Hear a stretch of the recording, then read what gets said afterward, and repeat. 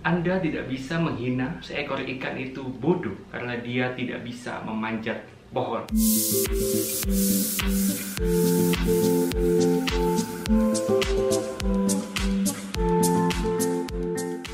Hai teman-teman semuanya, kembali lagi dengan saya Andi di sini.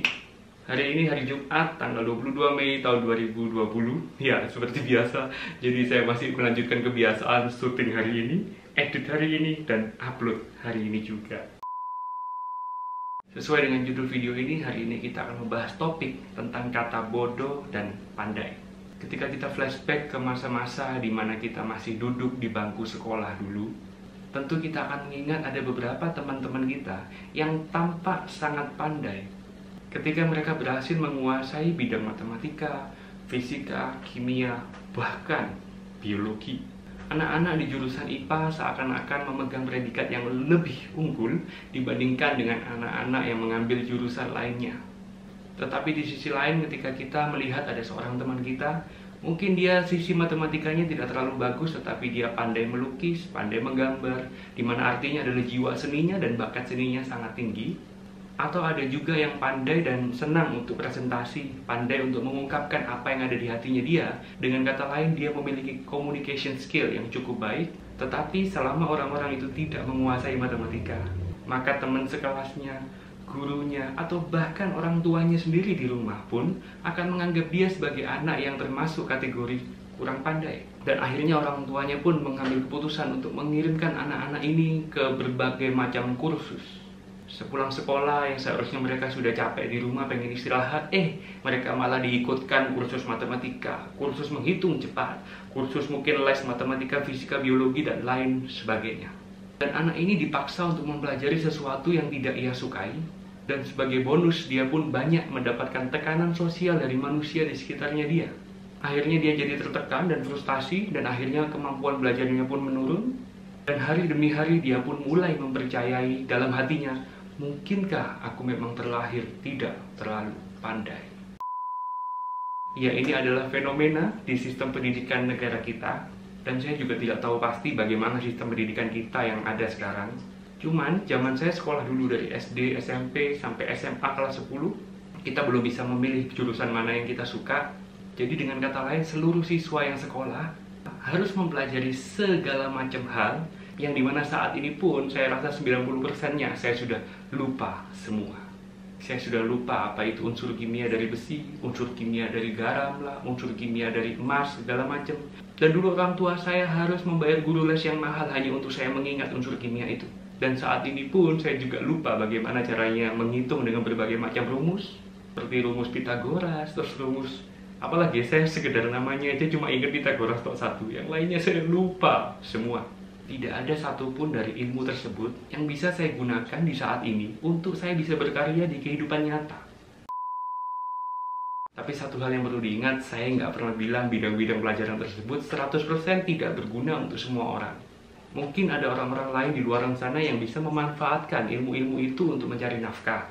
Misal profesi Anda sebagai guru les privat, guru di sekolah, ilmuwan, dokter, dan lain-lain. Mungkin ilmu itu berguna untuk Anda.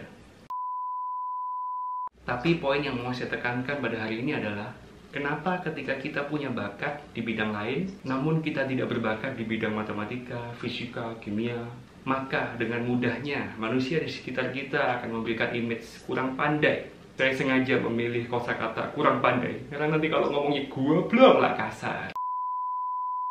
Saya masih ingat betul ketika zaman sekolah dulu, hal-hal yang paling saya nikmati adalah ketika saya mendapatkan tugas, yang isinya tugas itu saya bisa bebas mengungkapkan apa yang saya pikirkan. Biasanya tugas-tugas debat sosiologi, debat PPKN, segala macam. Jadi saya mempresentasikan sesuatu, dan apa yang saya presentasikan itu berasal dari pikiran saya sendiri. Tetapi ketika saya menikmati hal-hal seperti itu, tidak ada orang yang datang untuk memotivasi saya untuk mempelajari lebih dalam akan sesuatu yang saya sukai.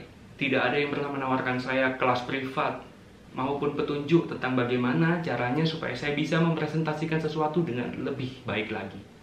Malah akhirnya pihak sekolah memutuskan saya wajib untuk ikut kelas pelajaran tambahan matematika saat jam sekolah sudah berakhir.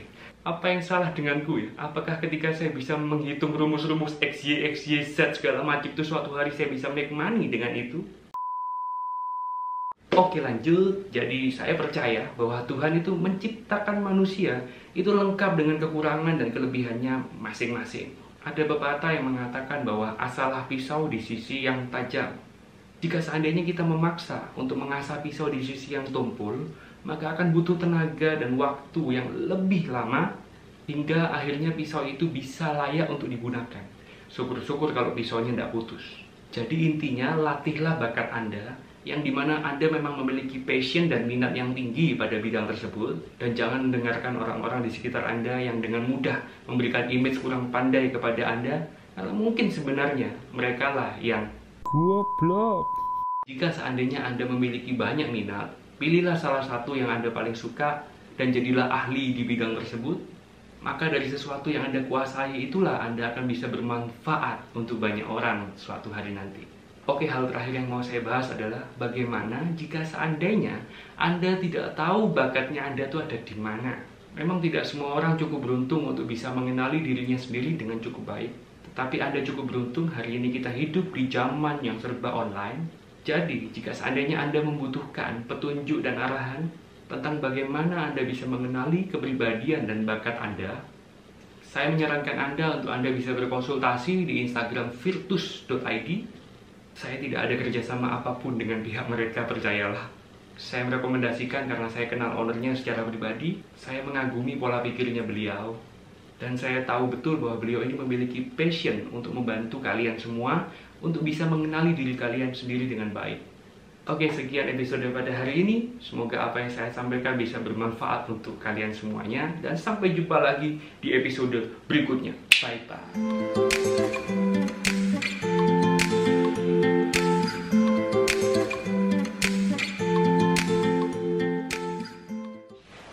Ada yang mau ikut syuting nih, ada yang mau ikut syuting nih.